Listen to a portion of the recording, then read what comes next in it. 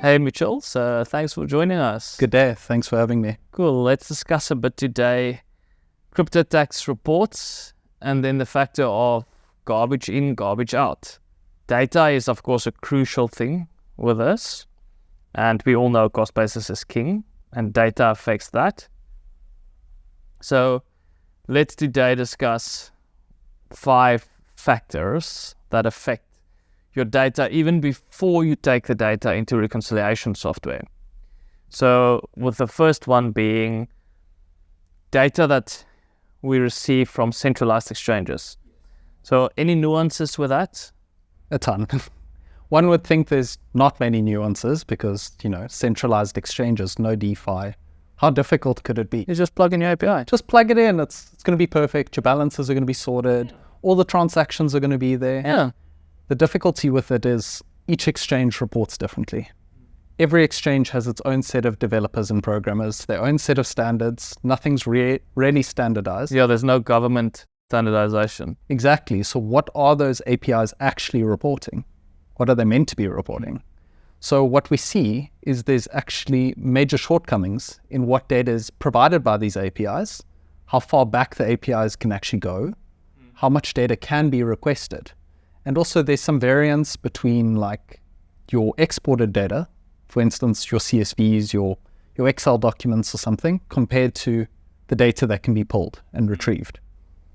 And sometimes, as far as I understand, with that data, it can also be a case, even though they report, well, let's say argument's sake, okay, they report far back enough, or you supplement that with CSV data. Yes. Sometimes there's cases where they just leave out margin trades, but they report spot trades. So sometimes, for unbeknown reasons, they leave out a certain trade type.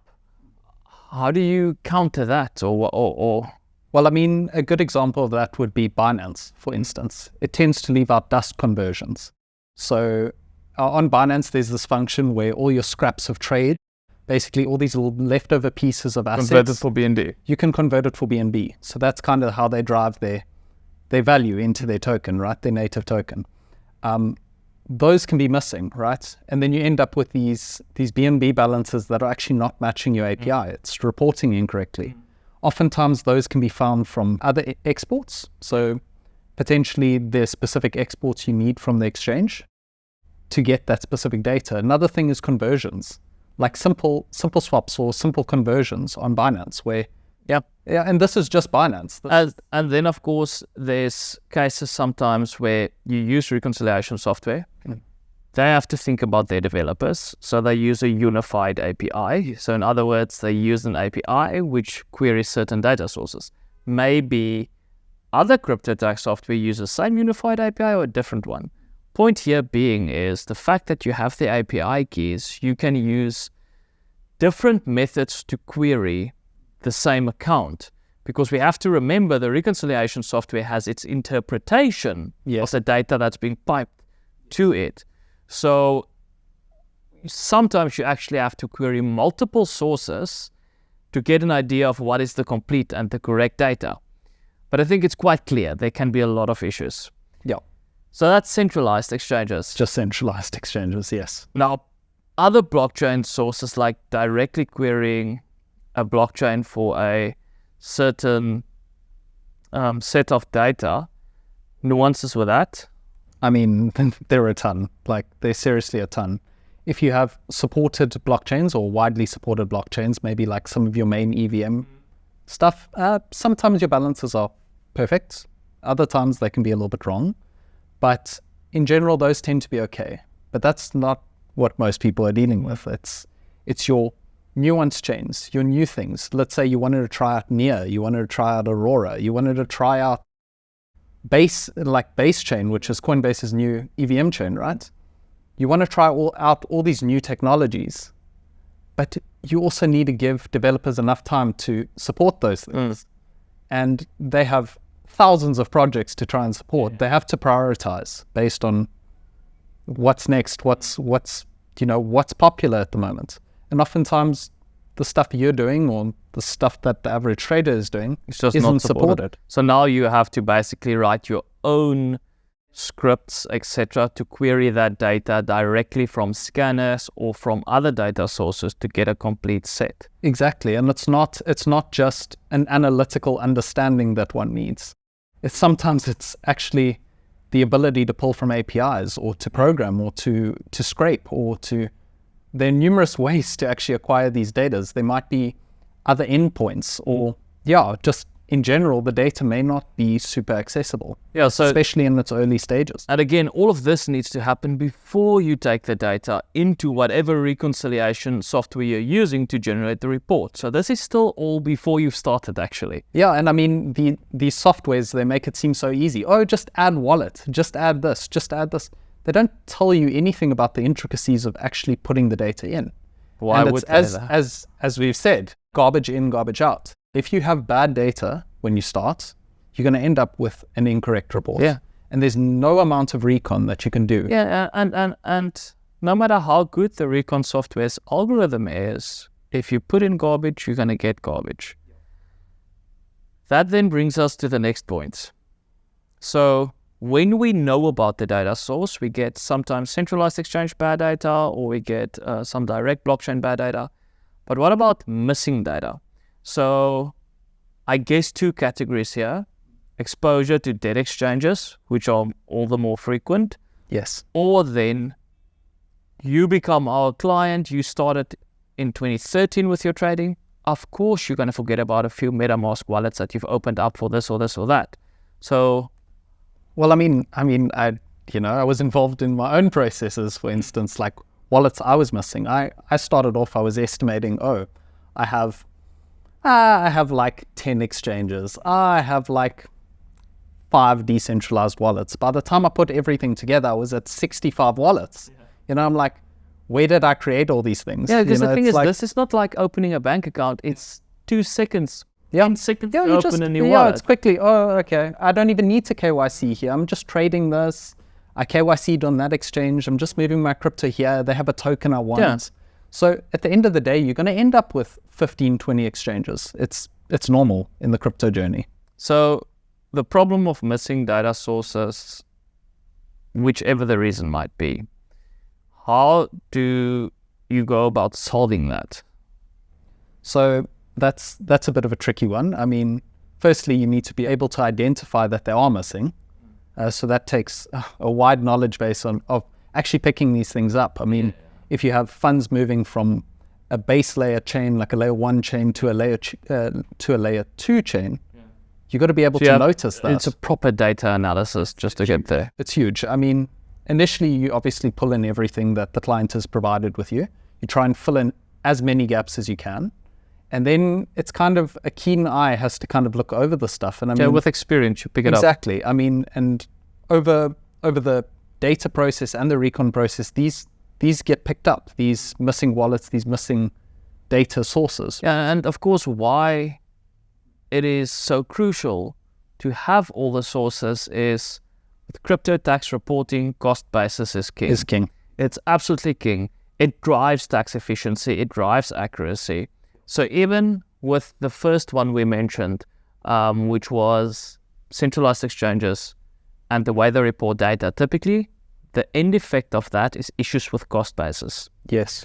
Or just because that data is not normalized, you can't pick up transfers. If you can't pick up transfers, you lose the cost basis, but you also create taxable events.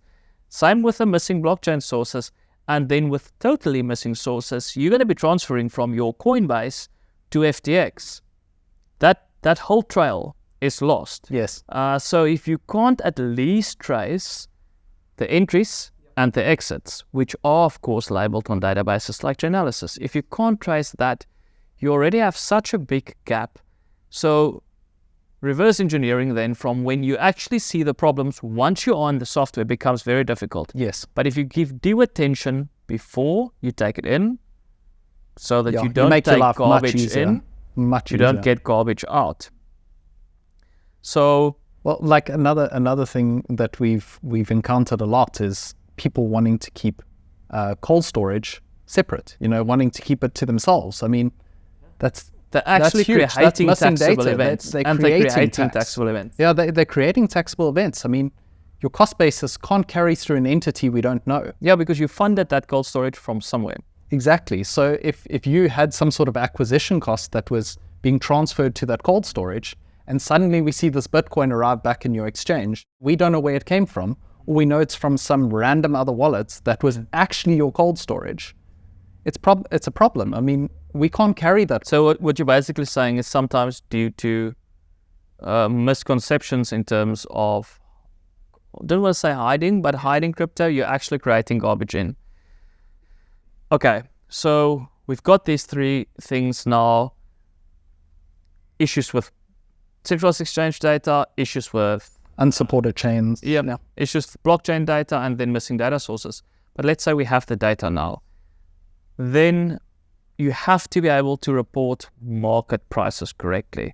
What's the nuances you see with that? So a lot of software tends to manage pulling in market data, or at least to a decent extent. I mean, I'm not going to pretend they do a bad job.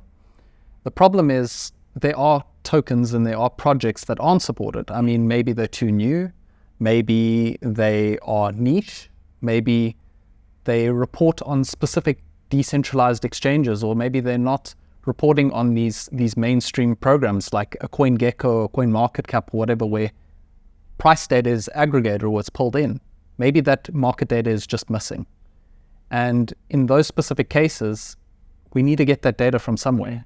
It needs to come from maybe a very specific pool on a specific decentralized exchange that maybe you were trading on some, I don't know, pulse chain exchange, for instance, and the wrong cost bases are getting picked up and the wrong market prices are being used for your tokens. And issues with altcoins when it's a very small value with a very high decimal spaces, issues with that? I mean, those things tend to be very difficult because sometimes you have meme tokens or these meme tokens that tend to go to like 20 units or like 20 decimal places, right?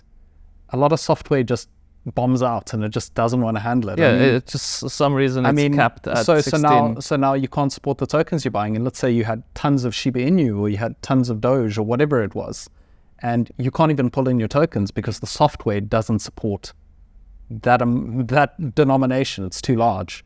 So even though the market price might be theoretically correct, the decimal places causes the issue. And of course, again, then cost basis is the one that suffers. Yes. And you pick up the issues way too late, or worse, you don't pick up the issue and your cost bases are understated and you're actually paying more tax than you need to. So then lastly, let's say you've got all of this nailed now. Yeah. Now the client tells us they are using bots with KuCoin or Binance, whatever the case may be. So we sit with a portfolio of 1.5 million transactions. What now? Well, I mean, by anyone's standard in this market, that's theoretically an impossible client. That volume is not supported by anyone. It's not supported by software. No it's not supported by a company. Properly supports 1.5 million. Some software literally just stops. Most software is bombing out at about 100K transactions. And then your better softwares are still bombing out at around 300K. So again, on data, what our team then does is bulk that data down on commonalities with pretty complicated algorithms, making sure it has no negligent tax effect. But you have to get the volume down again, pre-data, before you take it into the software. Otherwise, it's almost not garbage in, it's almost you can't get it in. You can't get it in. It's like it's only so big. You're only allowed to, you can't get it in. So again, a lot of work to be done before you go in. And that's also very unique. That's a unique situation as well. I mean, if you're a high volume trader, right, you might be able to bulk buy trades specifically, or maybe you are like a bulk gambling sort of dev or whatever, you've written scripts to gamble, right? You need to be able to aggregate costs or aggregate rewards or aggregate all these different components, and it differs based on what type of trader you are. So having the insight to actually do a bulk, irrespective of what type of client, you are, it's difficult. It's a tricky situation, but I think we're getting there. Yeah. So basically, our main takeaway here is that with crypto tax reporting, cost basis is king. So cost basis dictates the process. Garbage in, garbage out, likely due to cost basis being incorrect. And also, it's not just the fact that you can have inaccurate reports. You might be underpaying or overpaying tax. Yes. Which are both not good things. So we want to make sure before the data goes in, it's all handled with these 5 nuances we mentioned now, so that you can have proper reports when it gets out, okay, to avoid garbage in, garbage out. Thank you so much, Mitchell. Sure. It's been a pleasure, Chris.